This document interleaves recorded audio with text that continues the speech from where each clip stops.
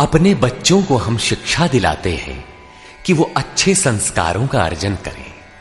अच्छे संस्कारों का आशय लोग लेते हैं कि वो अपनी रोजी रोटी, आवास, विकास की समस्याओं को हल कर ले। ईश्वर की ओर किसी का ध्यान ही नहीं है। किसी किसी के पास इतना कुछ है कि प्रभु को पुकारने की आवश्यकता ही नहीं समझता। किंतु ये सब कुछ पार्थिव ही तो है। न चाहते हुए भी सारा वैभव यहीं छोड़ जाना पड़ता है। ऐसी स्थिति में ईश्वर की पहचान ही एकमात्र संबल है, जिसे प्रदान कर रहा है यथार्थ गीता का ये कैसेट प्रसारण।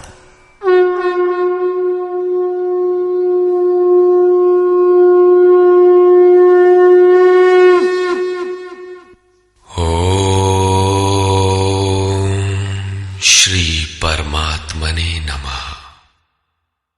यथार्थ गीता, श्रीमद् भगवत गीता, अथ दशमोऽध्याय। गत अध्याय में योगेश्वर श्री कृष्ण ने गुप्त राज विद्या का चित्रण किया, जो निश्चय ही कल्याण करती है। 10वें अध्याय में उनका कथन है कि महाबाहु अर्जुन, मेरे परम रहस्य युक्त वचन को फिर भी सुन।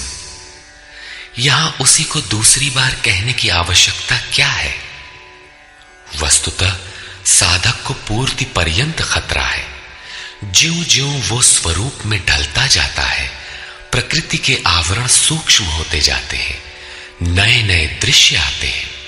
उसकी जानकारी महापुरुष ही देते रहते हैं, वो नहीं जानता। यदि वे मार्गदर्शन करना बंद कर दें तो साधक स्वरूप की उपलब्धि से वंचित रहेगा। जब तक वो स्वरूप से दूर है, तब तक सिद्ध है कि प्रकृति का कोई ना कोई आवरण बना है। फिसलने लड़खड़ाने की संभावना बनी रहती है। अर्जुन शरणागत शिष्य है। उसने कहा था, शिष्यस्तेहं शाधिमाम त्वाम प्रपन्नम।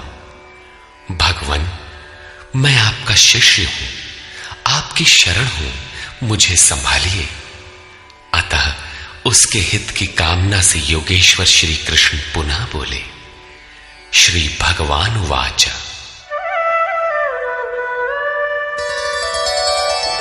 भूय एव महाबाहो शृणु मे परमं वचः यत्तेऽहं प्रीयमाणाय वक्ष्यामि हितकाम्यया। महाबाहु अर्जुन, मेरे परम प्रभाव युक्त वचन को पुनः सुन, जो मैं तुझ अतिशय प्रेम रखने वाले के हित की इच्छा से कहूंगा। न मे विदुः सुरगणाः प्रभवं न महर्षयः अहमादिर्हि देवानां महर्षीणां च सर्वशः। अर्जुन, मेरी उत्पत्ति को न देवता लोग जानते हैं और न महर्षिगण ही जानते हैं। श्री कृष्ण ने कहा था, जन्म कर्म च मे दिव्यम। मेरा वो जन्म और कर्म अलौकिक है, इन चर्म चक्षुओं से देखा नहीं जा सकता। इसलिए मेरे उस प्रकट होने को देव और महर्षि स्तर तक पहुंचे हुए लोग भी नहीं जानते। मैं सब प्रकार से देवताओं और महर्षियों का आदि कारण हूं।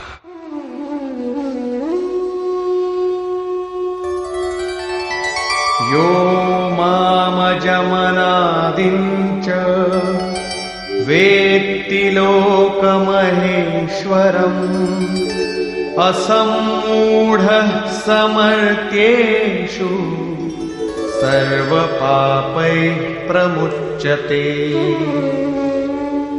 जो मुझ जन्म मृत्यु से रहित, आदि अंत से रहित, सब लोगों के महान ईश्वर को साक्षात्कार सहित विदित कर लेता है, वो पुरुष मरण धर्मा मनुष्यों में ज्ञानवान है, अर्थात अज, अनादि और सर्वलोक महेश्वर को भली प्रकार जानना ही ज्ञान है, और ऐसा जानने वाला संपूर्ण पापों से मुक्त हो जाता है, पुनर्जन्म को प्राप्त नहीं होता। श्री कृष्ण कहते हैं कि ये उपलब्धि भी मेरी ही देन है।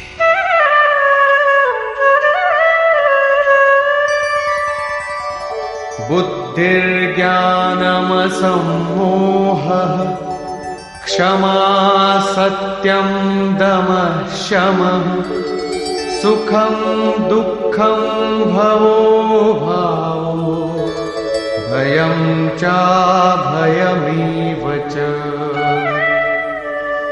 अर्जुन, निश्चयात्मिका बुद्धि, साक्षात्कार सहित जानकारी, लक्ष्य में विवेक पूर्वक प्रवृत्ति, क्षमा, शाश्वत सत्य, इंद्रियों का दमन, मन का शमन, अंतःकरण की प्रसन्नता, चिंतन पथ के कष्ट, परमात्मा की जागृति, स्वरूप की प्राप्ति काल में सर्वस्व का विलय, इष्ट के प्रति अनुशासनात्मक भय और प्रकृति से निर्भयता तथा अहिंसा समता तुष्टिः तपोदानं यशो यशः भवन्ति भावा भूतानां मत्त एव पृथग्विधाः। अहिंसा अर्थात अपने आत्मा को अधोगति में न पहुंचाने का आचरण, समता जिसमें विषमता न हो, संतोष मन सहित इंद्रियों को लक्ष्य के अनुरूप तपाना, दान अर्थात सर्वस्व का समर्पण, भगवत पथ में मान अपमान का सहन। इस प्रकार प्राणियों के उपर्युक्त भाव मुझसे ही होते हैं।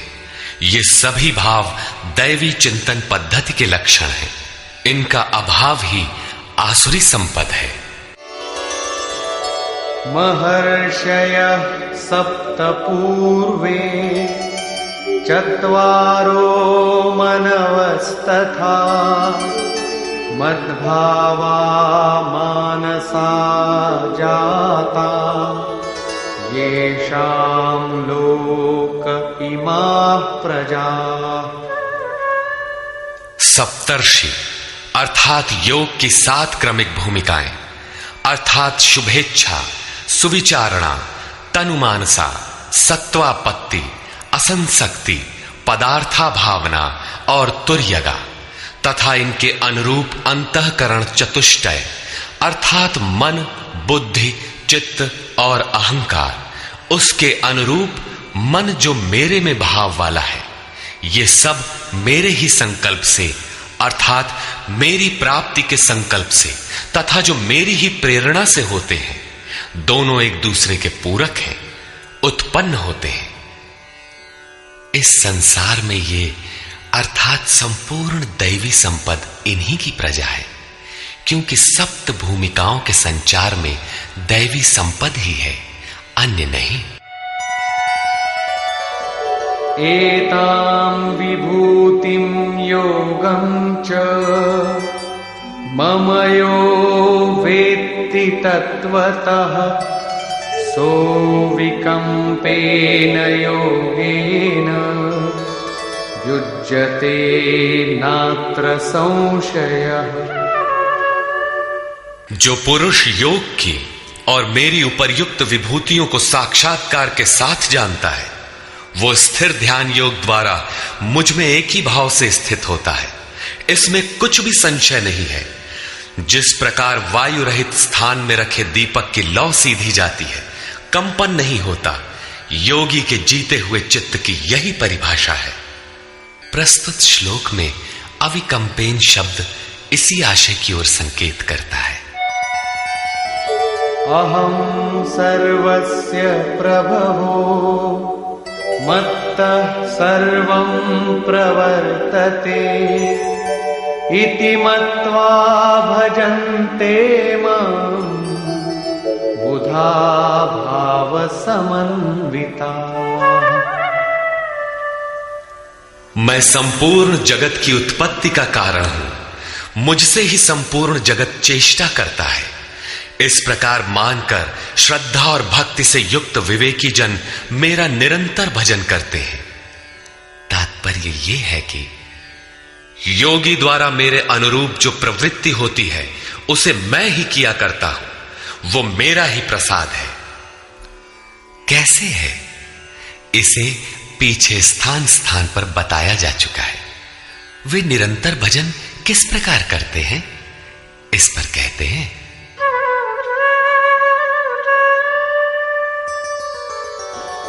मच्चित्ता मद्गत प्राणा बोधयन्तः परस्परं कथयन्तश्च मां नित्यं तुष्यन्ति च रमन्ति च। अन्य किसी को स्थान न देकर मुझ में ही निरंतर चित्त को लगाने वाले, मुझ में ही प्राणपण से प्राणों को लगाने वाले सदैव परस्पर मेरी प्रक्रियाओं का बोध करते हैं, मेरा गुणगान करते हुए ही संतुष्ट होते हैं तथा निरंतर मुझ में ही रमण करते हैं। तेषां सततयुक्तानां भजतां प्रीतिपूर्वकम् ददामि बुद्धियोगं तं येन मामुपयान्ति ते। निरंतर मेरे ध्यान में लगे हुए तथा प्रेम पूर्वक भजने वाले उन भक्तों को मैं वो बुद्धि योग अर्थात योग में प्रवेश वाली बुद्धि देता हूं जिससे वे मुझे प्राप्त होते हैं, अर्थात योग की जागृति ईश्वर की देन है। वो अव्यक्त पुरुष महापुरुष योग में प्रवेश दिलाने वाली बुद्धि कैसे देता है?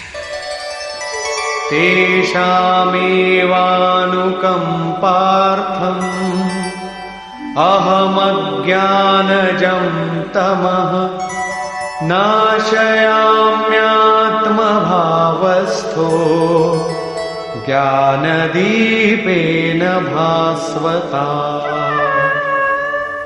उनके ऊपर पूर्ण अनुग्रह करने के लिए मैं उनकी आत्मा से अभिन्न खड़ा होकर, रथी होकर अज्ञान से उत्पन्न हुए अंधकार को ज्ञान रूपी दीपक के द्वारा प्रकाशित कर नष्ट करता हूं। वस्तुतः किसी स्थित प्रज्ञ योगी द्वारा जब तक वो परमात्मा आपके आत्मा से ही जागृत होकर संचालन नहीं करता, तब तक वास्तव में यथार्थ भजन आरंभ ही नहीं होता। वैसे तो भगवान सर्वत्र से बोलने लगते हैं, लेकिन प्रारंभ में वे स्वरूपस्थ महापुरुष द्वारा ही बोलते हैं। यदि ऐसा महापुरुष आपको प्राप्त नहीं है तो वे आपसे स्पष्ट नहीं होंगे। इस पर अर्जुन ने प्रश्न किया। अर्जुन उवाच परम ब्रह्म परम धाम पवित्रं परमं भवान् पुरुषं शाश्वतं दिव्यम् आदिदेवमजं विभुम् आहुस्त्वामृषयः सर्वे देवर्षिर्नारदस्तथा असितो देवलो व्यासः स्वयं चैव ब्रवीषिमे। भगवान, आप परब्रह्म, परम धाम तथा परम पवित्र हैं, क्योंकि आपको सभी ऋषिगण सनातन दिव्य पुरुष, देवों का भी आदि देव, अजन्मा और सर्वव्यापी कहते हैं। परम पुरुष, परम धाम का ही पर्याय दिव्य पुरुष, अजन्मा आदि शब्द है। देवर्षि नारद, असित, देवल, व्यास तथा स्वयं आप भी मुझसे वही कहते हैं। अर्थात पहले भूतकालीन महर्षि कहते हैं, अब वर्तमान में जिनकी संगत उपलब्ध है, नारद, देवल, असित और व्यास का नाम लिया, जो अर्जुन के समकालीन थे।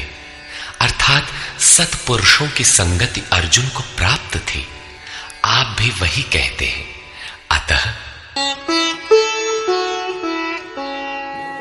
सर्वमेतद्ऋतं मन्ये यन्मां वदसि केशव नहि ते भगवन् व्यक्तिं विदुर्देवान दानवाः। हे केशव, जो कुछ भी आप मेरे लिए कह रहे हैं वो सब मैं सत्य मानता हूं। आपके व्यक्तित्व को न देवता और न दानव ही जानते हैं। स्वयमेवात्मनात्मानं वेत्थत्वं पुरुषोत्तम भूतभावन भूतेश देवदेव जगत्पते। हे भूतों को उत्पन्न करने वाले, हे भूतों के ईश्वर, हे देव देव, हे जगत के स्वामी, हे पुरुषों में उत्तम, स्वयं आप ही अपने को जानते हैं अथवा जिसकी आत्मा में जागृत होकर आप जना देते हैं वो जानता है। वो भी आपके द्वारा आपका जानना हुआ। इसलिए वक्तुमर्हस्य शेषेण दिव्यायात्मविभूतयः याभिर्विभूतिभिर्लोकान् इमांस्त्वं व्याप्य तिष्ठसि। आप ही अपनी उन दिव्य विभूतियों को संपूर्ण रूप से लेश मात्र भी शेष न रखकर कहने में सक्षम हैं, जिन विभूतियों द्वारा आप इन सब लोगों को व्याप्त करके स्थित हैं। कथं विद्यामहं योगिन् त्वां सदा परिचिन्तयन् केषु केषु च भावेषु चिन्त्योऽसि भगवन्मया। हे योगिन, श्री कृष्ण एक योगी थे। मैं किस प्रकार निरंतर चिंतन करता हुआ आपको जानूं, और हे भगवान, मैं किन किन भावों द्वारा आपका स्मरण करूं। विस्तरेणात्मनो योगं विभूतिं च जनार्दन भूयः कथय तृप्तिर्हि शृण्वतो नास्ति मे मृतम्। हे जनार्दन, अपनी योग शक्ति को और योग की विभूति को फिर भी विस्तार पूर्वक कहिए। संक्षेप में तो इसी अध्याय के आरंभ में कहा ही है, पुनः कहिए, क्योंकि अमृत तत्व को दिखाने वाले इन वचनों को सुनने से मेरी तृप्ति नहीं होती। रामचरित जे सुनत अघाही रस विशेष जाना तिन नाही। जब तक प्रवेश नहीं मिल जाता तब तक उसे अमृत तत्व को जानने की पिपासा बनी रहती है। प्रवेश से पूर्व रास्ते में ही यह सोचकर कोई बैठ गया कि बहुत जान लिया, तो उसने नहीं जाना। सिद्ध है कि उसका मार्ग अवरुद्ध होना चाहता है। इसलिए साधक को पूर्ति पर्यंत इष्ट के निर्देशन को पकड़ते रहना चाहिए और उसे आचरण में ढालना चाहिए। अर्जुन की उक्त जिज्ञासा पर योगेश्वर श्री कृष्ण ने कहा, श्री भगवान वाच,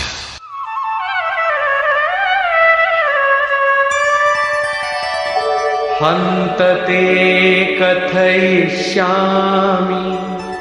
दिव्याध्यात्मविभूतयः प्राधान्यतः कुरु श्रेष्ठ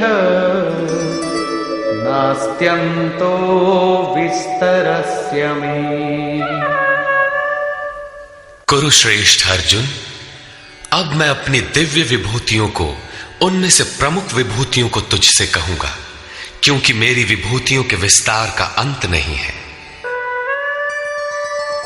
अहमात्मा गुणाकेश सर्वभूताशयस्थितः अहमादिश्च मध्यञ्च भूतानामन्त एव च।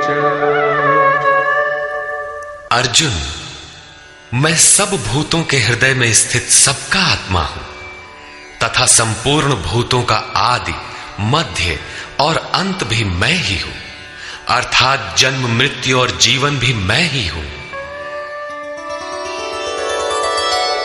आदित्यानामहं विष्णुः ज्योतिषां रविरंशुमान् मरीचिर्मरुतामस्मि नक्षत्राणामहं शशि। मैं अदिति के 12 पुत्रों में विष्णु और ज्योतियों में प्रकाशमान सूर्य हूं। वायु के भेदों में मैं मरीचि नामक वायु और नक्षत्रों में चंद्रमा हूं। वेदानां सामवेदोऽस्मि देवानामस्मि वासवः इन्द्रियाणां मनश्चास्मि भूतानामस्मि चेतना। वेदों में मैं सामवेद अर्थात पूर्ण समत्व दिलाने वाला गायन हूं। देवों में मैं उनका अधिपति इंद्र हूं और इंद्रियों में मन हूं, क्योंकि मन के निग्रह से ही मैं जाना जाता हूं तथा प्राणियों में मैं उनकी चेतना हूं। रुद्राणां शंकरश्चास्मि वित्तेशो यक्षरक्षसां वसूनां पावकश्चास्मि मेरुः शिखरिणामहम्। एकादश रुद्रों में मैं शंकर हूं। शंख धन अर सा शंकर अर्थात शंकाओं से उपराम अवस्था में हूं। यक्ष तथा राक्षसों में मैं धन का स्वामी कुबेर हूं। 8 वसुओं में मैं अग्नि और शिखर वालों में सुमेरु अर्थात शुभों का मेल मैं हूं। वही सर्वोपरि शिखर है, न कि कोई पहाड़ी। वस्तुतः ये सब योग साधना के प्रतीक है, यौगिक शब्द है। पुरोधसांच मुख्यं मां विद्धि पार्थ बृहस्पतिं सेनानीनामहं स्कन्दः सरसामस्मि सागरः। पुर की रक्षा करने वाले पुरोहितों में बृहस्पति मुझे ही जान, जिससे दैवी संपत्ति का संचार होता है। और हे पार्थ, सेनापतियों में मैं स्वामी कार्तिकेय हूं। कर्म का त्याग ही कार्तिक है, जिससे चराचर का संहार, प्रलय और इष्ट की प्राप्ति होती है। जलाशयों में मैं समुद्र हूं। महर्षीणां भृगुरहं गिरामस्म्येकमक्षरम् यज्ञानां जपयज्ञोऽस्मि स्थावराणां हिमालयः। महर्षियों में मैं भृगु हूं और वाणी में एक अक्षर ओमकार हूं, जो उस ब्रह्म का परिचायक है। सब प्रकार के यज्ञों में मैं जप यज्ञ हूं। यज्ञ परम में प्रवेश दिला देने वाली आराधना की विधि विशेष का चित्रण है। उसका सारांश है स्वरूप का स्मरण और नाम का जप। 2 वाणियों से पार हो जाने पर नाम जब यज्ञ की श्रेणी में आता है तो वाणी से नहीं जपा जाता, न चिंतन से, न कंठ से, बल्कि वो श्वास में जागृत हो जाता है। केवल सुरत को श्वास के पास लगाकर मन से अविरल चलना भर पड़ता है। यज्ञ की श्रेणी वाले नाम का उतार चढ़ाव श्वास पर निर्भर है। ये क्रियात्मक है। स्थिर रहने वालों में हिमालय हूं। शीतल, सम और अचल एकमात्र परमात्मा है। जब प्रलय हुआ तब मन उसी शिखर में बंध गया। अचल, सम और शांत ब्रह्म का प्रलय नहीं होता, उस ब्रह्म की पकड़ मैं हूं। अश्वत्थः सर्ववृक्षाणां देवर्षीणां च नारदः गन्धर्वाणां चित्ररथः सिद्धानां कपिलो मुनिः। सब वृक्षों में मैं अश्वत्थ हूं। अश्व कल तक भी जिसके रहने की गारंटी नहीं दी जा सकती, ऐसा ऊर्ध्व मूलधः शाखम अश्वत्थ। ऊपर परमात्मा जिसका मूल है, नीचे प्रकृति जिसकी शाखाएं हैं, ऐसा संसार ही एक वृक्ष है जिसे पीपल की संज्ञा दी गई है। सामान्य पीपल का वृक्ष नहीं कि पूजा करने लगे। इसी पर कहते हैं कि वो मैं हूं और देवर्षियों में मैं नारद हूं। नाद रंध्रः स नारद। दैवी संपद इतनी सूक्ष्म हो गई कि स्वर में उठने वाली ध्वनि अर्थात नाद पकड़ में आ जाए, ऐसी जागृति मैं हूं। गंधर्वों में मैं चित्ररथ हूं अर्थात गायन अर्थात चिंतन करने वाली प्रवृत्तियों में जब स्वरूप चित्रित होने लगे, वो अवस्था विशेष मैं हूं। सिद्धों में मैं कपिल मुनि हूं। काया ही कपिल है। इसमें जब लव लग जाए, उस ईश्वरीय संचार की अवस्था मैं हूं। उच्चैः श्रवसमश्वानां विद्धि माममृतोद्भवम् ऐरावतं गजेन्द्राणां नराणां च नराधिपम्। घोड़ों में मैं अमृत से उत्पन्न होने वाला उच्चैः श्रवा नामक घोड़ा हूं। दुनिया में हर वस्तु नाशवान है, आत्मा ही अजर अमर अमृत स्वरूप है। इस अमृत स्वरूप से जिसका संचार है, वो घोड़ा मैं हूं। घोड़ा गति का प्रतीक है। आत्म तत्व को ग्रहण करने में मन जब उधर गति पकड़ता है, घोड़ा है। ऐसी गति मैं हूं। हाथियों में ऐरावत नामक हाथी मैं हूं। मनुष्यों में राजा मुझको जान। वस्तुतः महापुरुष ही राजा है, जिसके पास अभाव नहीं है।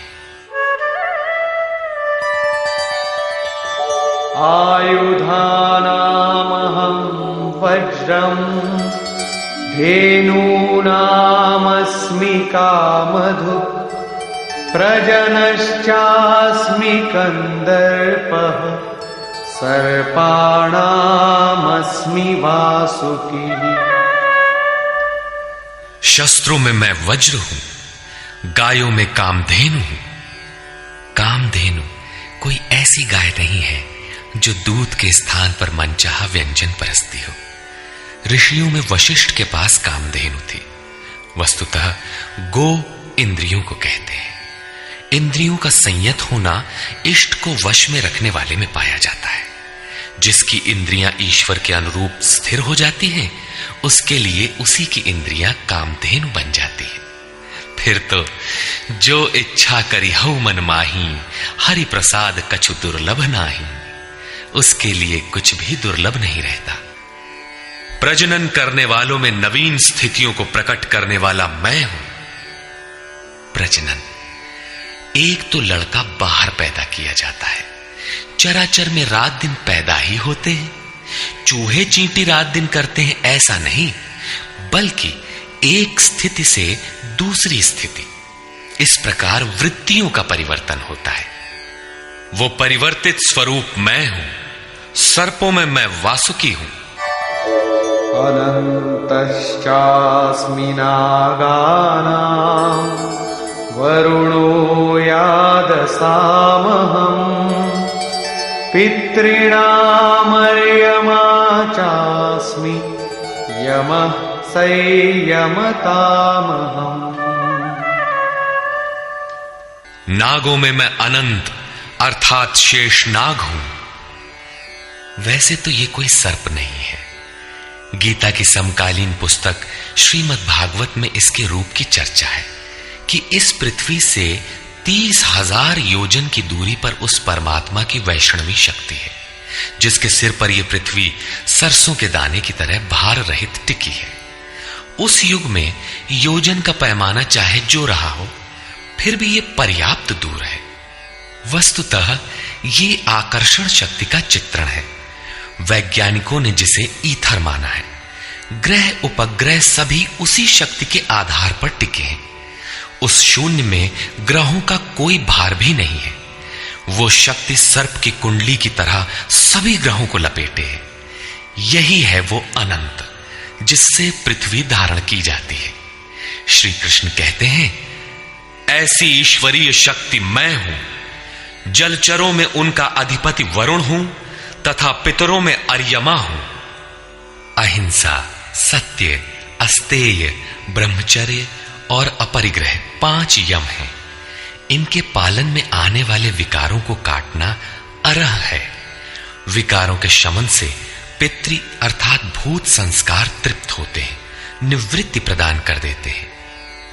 शासन करने वालों में मैं यमराज हूं अर्थात उपर्युक्त यमों का नियामक हूं।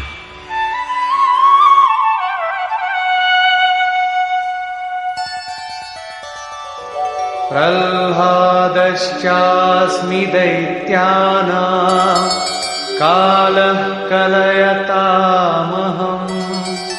मृगाणां च मृगेन्द्रोऽहम् वैनतेयश्च पक्षिणाम्। मैं दैत्यों में प्रहलाद हूं, पर आह्लाद, पर के लिए आह्लाद। प्रेम ही प्रहलाद है। आसुरी संपद में रहते हुए ईश्वर के लिए आकर्षण विकलता आरंभ होती है, जिससे परम प्रभु का दिग्दर्शन होता है। ऐसा प्रेमोल्लास मैं हूं। गिनती करने वालों में मैं समय हूं।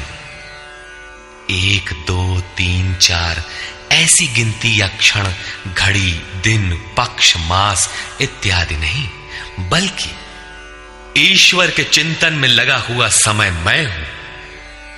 यहां तक कि जागत में सुमिरन करे, सोवत में लव लाए। अनवरत चिंतन में समय मैं हूं। पशुओं में मृगराज, योगी भी मृधन ग अर्थात योग रूपी जंगल में गमन करने वाला है। तथा पक्षियों में गरुड़ मैं हूं। ज्ञान ही गरुड़ है।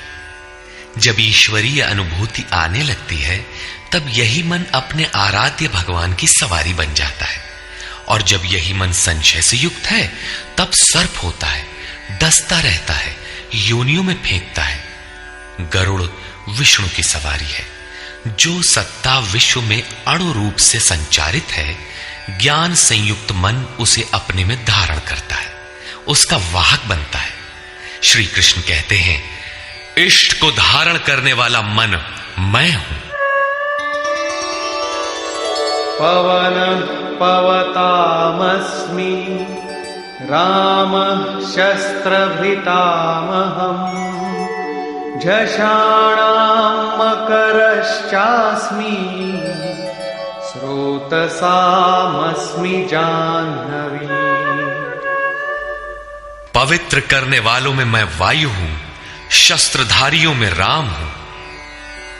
रमन्ति योगिनः यस्मिन् स रामः।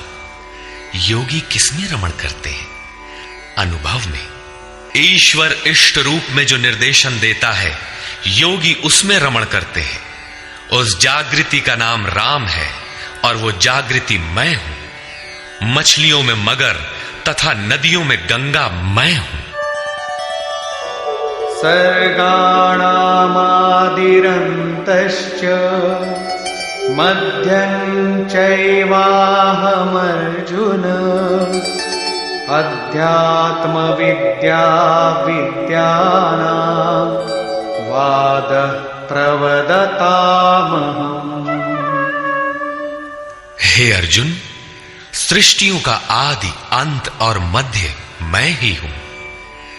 विद्याओं में अध्यात्म विद्या मैं हूं। जो आत्मा का आधिपत्य दिला दे वो विद्या मैं हूं। संसार में अधिकांश प्राणी माया के आधिपत्य में है। राग, द्वेष, काल, कर्म, स्वभाव और गुणों से प्रेरित हैं। इनके आधिपत्य से निकालकर आत्मा के आधिपत्य में ले जाने वाली विद्या मैं हूं, जिसे अध्यात्म विद्या कहते हैं। परस्पर होने वाले विवादों में ब्रह्म चर्चा में जो निर्णायक है, ऐसी वार्ता मैं हूं। शेष निर्णय तो अनिर्णीत होते हैं।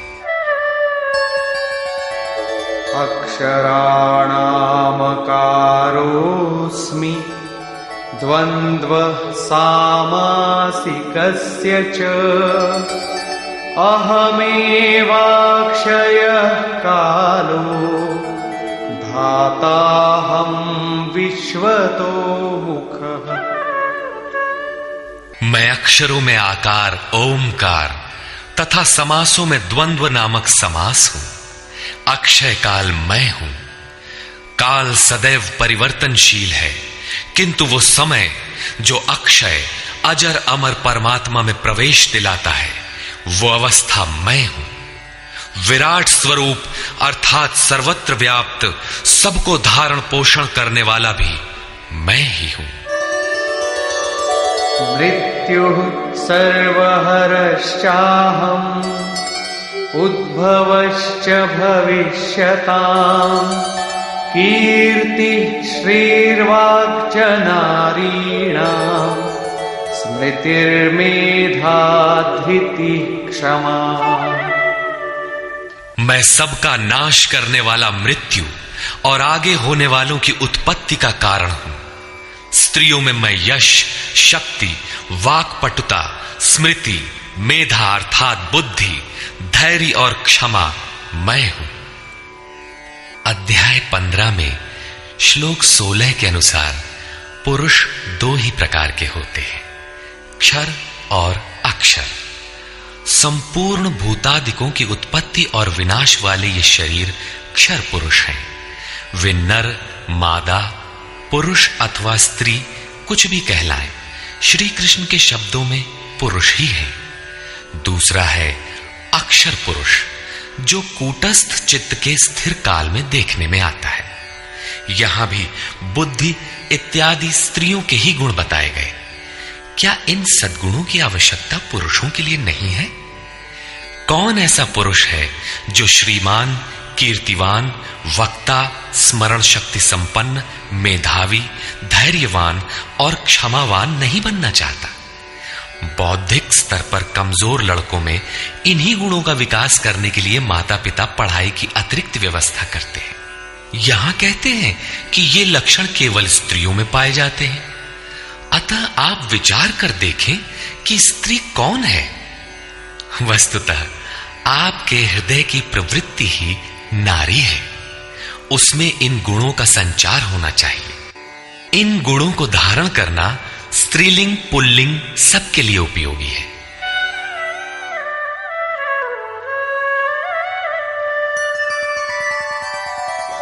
बृहत्साम तथा साम्ना गायत्री छन्दसामहम् मासानां मार्गशीर्षोऽहम्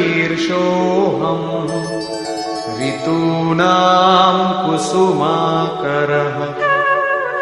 गायन करने योग्य श्रुतियों में मैं बृहत साम अर्थात वृहत से संयुक्त समत्व दिलाने वाला गायन हूं, अर्थात ऐसी जागृति मैं हूं। छंदों में गायत्री छंद मैं हूं। गायत्री कोई मंत्र नहीं है जिसे पढ़ने से मुक्ति मिलती हो, वरन एक समर्पणात्मक छंद है। 3 बार विचलित होने के पश्चात ऋषि विश्वामित्र ने अपने को इष्ट के प्रति समर्पित करते हुए कहा, ओम भूर्भुवः स्वः तत्सवितुर्वरेण्यं भर्गो देवस्य धीमहि धियो यो नः प्रचोदयात्। अर्थात भूः, भुवः और स्वः तीनों लोकों में तत्व रूप से व्याप्त देव आप ही वरेण्य हैं। हमें ऐसी बुद्धि दें, ऐसी प्रेरणा करें कि हम लक्ष्य को प्राप्त कर लें। ये मात्र एक प्रार्थना है। साधक अपनी बुद्धि से यथार्थ निर्णय नहीं ले पाता कि मैं कब सही हूं और कब गलत। उसकी ये समर्पित प्रार्थना मैं हूं जिसमें निश्चित कल्याण है, क्योंकि वो मेरे आश्रित हुआ है। मासों में शीर्षस्थ मार्ग मैं हूं और जिसमें सदैव बहार हो, ऐसा ऋतु हृदय की ऐसी अवस्था भी मैं ही हूं। द्यूतं छलयतामस्मि तेजस्तेजस्विनामहम् जयोस्मि व्यवसायोस्मि सत्वं सत्ववतामहम्। तेजस्वी पुरुषों का तेज मैं हूं, जुए में छल करने वालों का छल मैं हूं। तब तो अच्छा है, जुआ खेलें, उसमें कल बल छल करें, वही भगवान है। नहीं, ऐसा कुछ नहीं है। ये प्रकृति ही एक जुआ है, यही ठगनी है। इस प्रकृति के द्वंद्व से निकलने के लिए दिखावा छोड़कर छिपाव के साथ गुप्त रूप से भजन करना ही छल है। छल है तो नहीं, किंतु बचाव के लिए आवश्यक है। जड़ भरत की तरह उन्मत्त, अंधे, बहरे और गूंगे की तरह हृदय से जानकार होते हुए भी बाहर से ऐसे रहें कि अनजान हो, सुनते हुए भी न सुने, देखते हुए भी न देखें। छिपकर ही भजन का विधान है। तभी साधक प्रकृति पुरुष के जुए में पार पाता है। जीतने वालों की विजय मैं हूं और व्यवसायियों का निश्चय, जिसे अध्याय 2 श्लोक 41 में कह आए हैं। इस योग में निश्चयात्मक क्रिया एक है, बुद्धि एक ही है, दिशा एक ही है। ऐसी क्रियात्मक बुद्धि मैं हूं, सात्विक पुरुषों का तेज और ओज मैं हूं। वृष्णीनां वासुदेवोऽस्मि पाण्डवानां धनञ्जयः मुनीनामप्यहं व्यासः कवीनामुशना कविः। वृष्णि वंश में मैं वासुदेव अर्थात सर्वत्र वास करने वाला देव हूं। पांडवों में मैं धनंजय हूं। पुण्य ही पांडु है और आत्मिक संपत्ति ही स्थिर संपत्ति है। पुण्य से प्रेरित होकर आत्मिक संपत्ति को अर्जित करने वाला धनंजय मैं हूं। मुनियों में मैं व्यास हूं। परम तत्व को व्यक्त करने की जिसमें क्षमता है, वो मुनि मैं हूं। कवियों में उष्णा अर्थात उसमें प्रवेश दिलाने वाला काव्यकार मैं हूं।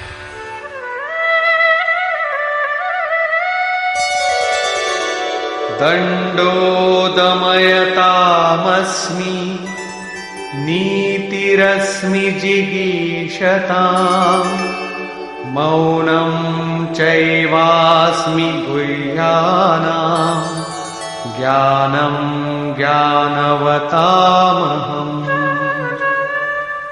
दमन करने वालों में दमन की शक्ति मैं हूं। जीतने की इच्छा वालों की मैं नीति हूं। गुप्त रखने योग्य भावों में मौन हूं और ज्ञानवानों में साक्षात के साथ मिलने वाली जानकारी, पूर्ण ज्ञान मैं हूं। यच्चापि सर्वभूतानां बीजं तदहमर्जुन न तदस्ति विना यत्स्यान् मया भूतं चराचरम्।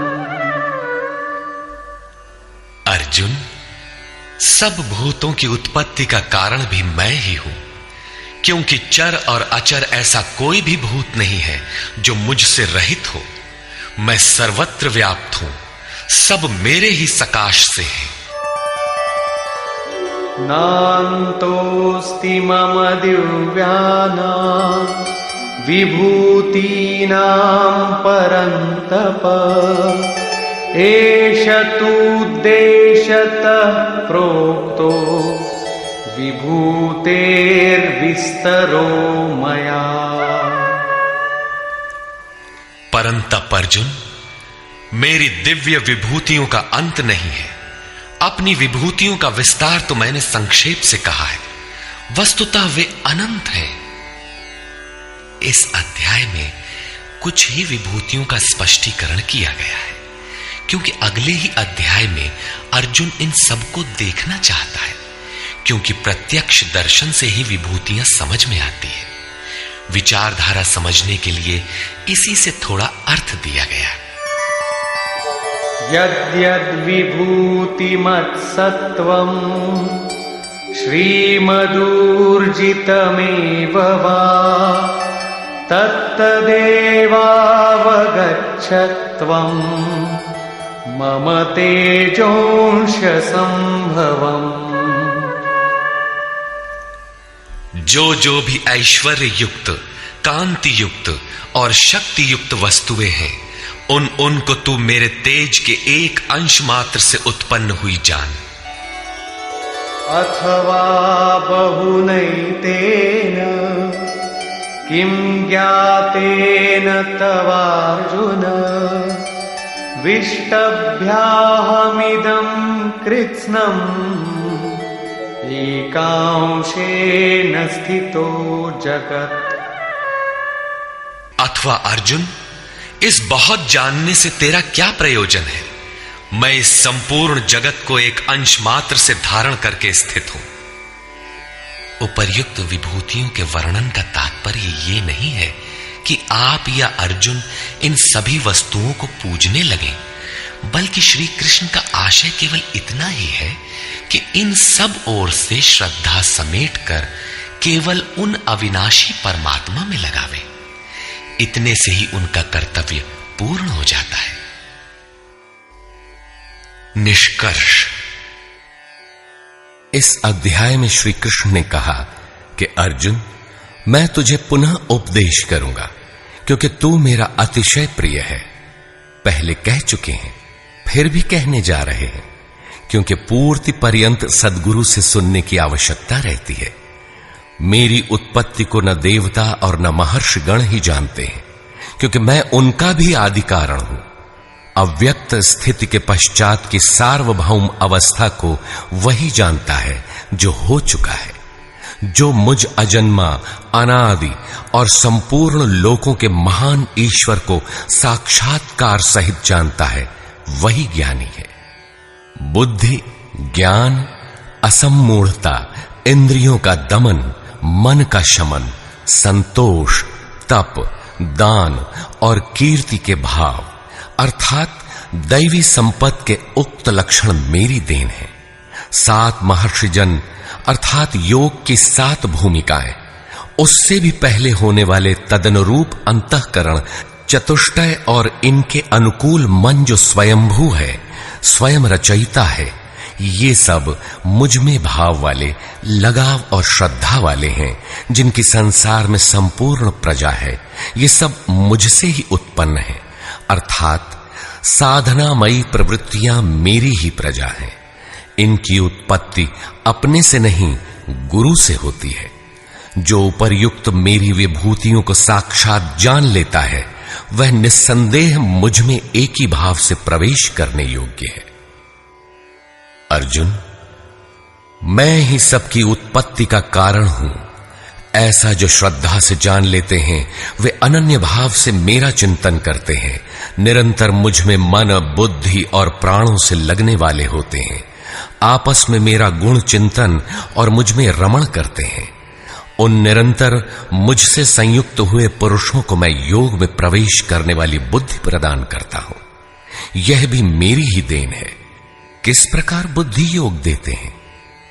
तो अर्जुन, आत्मभावस्थ उनकी आत्मा में जागृत होकर खड़ा हो जाता हूं और उनके हृदय में अज्ञान से उत्पन्न अंधकार को ज्ञान रूपी दीपक से नष्ट करता हूं।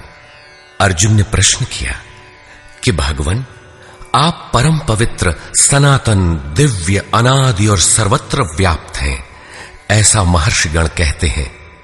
तथा वर्तमान में देवर्षि नारद, देवल, व्यास और आप भी वही कहते हैं। यह सत्य भी है कि आपको न देवता जानते हैं और न दानव।